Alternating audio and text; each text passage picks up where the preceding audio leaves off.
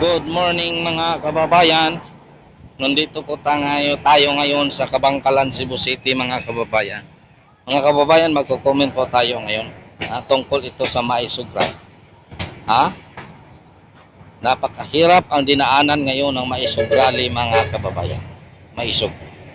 By the way mga kababayan, before tayo mag-proceed sa ating magko-comment tayo. So hiniling ko lang sa inyo mga kaibigan, mga kababayan.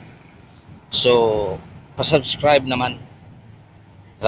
Kahit kung hindi ka pa nakasubscribe sa aking channel, subscribe naman mga kababayan. Yun lang ang hihilingin ko sa iyo mga kababayan. Yun lang ang hihilingin ko sa iyo. Kung mabigat pa sa iyong kalooban mga kababayan, like and share lang ang aking video. Yun lang ang hinihiling ko sa iyo. Wala nang ibang hihilingin ko sa iyo mga kababayan. Yan lang ang hihilingin ko sa inyo. Bilang tulong mo na rin sa akin yan mga kababayan, ang pag-like and share ang aking video. Subscribe para naman madagdagan ang aking mga subscriber. Ha? By the way mga kababayan, so magko-comment tayo. Noong 25 kahapon, 26 Saturday 25.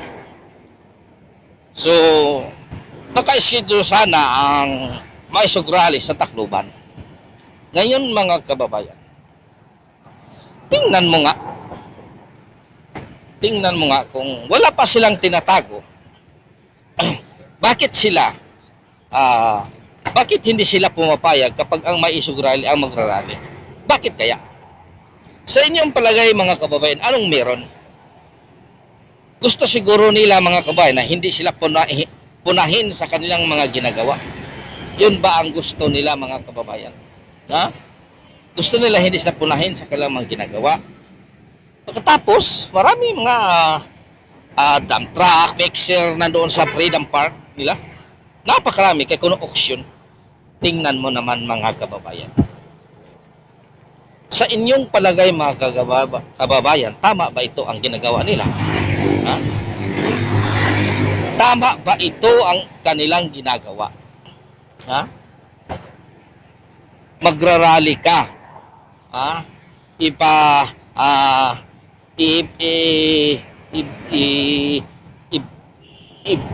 Ibigay mo ang lahat. Ha?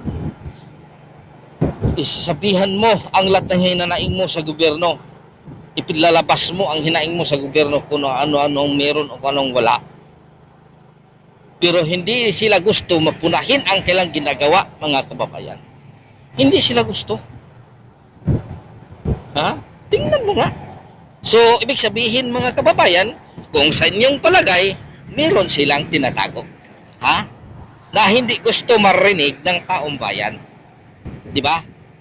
Di ba yan ang totoo, di ba? Kung wala kang tinatago o gusto marinig ng taong bayan, so dapat payagan mo. Ha? Katulad noon ba ni Duterte? Ha? Katulad noon. Sige, mag-rally kayo sa inyo. Kung gusto nyo. Ihayag nyo kung ano ang nasa loobin nyo. Di ba? Tama yun. Kaya kami rito nagtatrabaho at unti-unti namin punahin ang inyong ginagawa.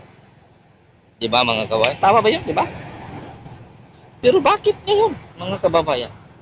Sa susunod kaya kung ano kayang schedule, tapos sinasabi pa nila magla-lockdown, i-lockdown ang Tacloban. Bakit magla-lockdown? Hey, talan, flight, cancel. Ha? Anong meron mga kababayan? Napakalaki. Takot na takot talaga sila sa maisugrali. Takot na takot. Ha? Takot na takot sila mga kababayan. Parang allergy sila sa maisog. Ha? Parang allergy sila. Allergy sila punahin ang kilang ginagawa. Ha? Yun mga kababayan. Takot na takot talaga sila. Ha? Bakit mga kababayan? Wala na ba tayong karapatan? Wala na ba tayong freedom to express kung ano man ang ginagawa ng gobyerno ngayon? Lahat na lang. So dito na lang tayo sa social media magsigaw-sigaw. Ha? Ha? Dito na lang tayo sa social media magsigaw-sigaw mga kababayan. Punahin natin sila. Batikusin natin sila. Kasi ang ginagawa nila hindi tama. Ha? Di ba? Di ba mga kababayan? Hanggang dito na lang mga kababayan. Maraming salamat sa inyo suporta. Pa-subscribe naman dyan mga kababayan. Kahit mabigat sing kulubuan, mabigat man sa inyong kalooban, pa-subscribe naman. Balang araw, mahuhupay yan. Maraming salamat. God is good all the time. All the time, God is good. Maraming salamat mga kababayan.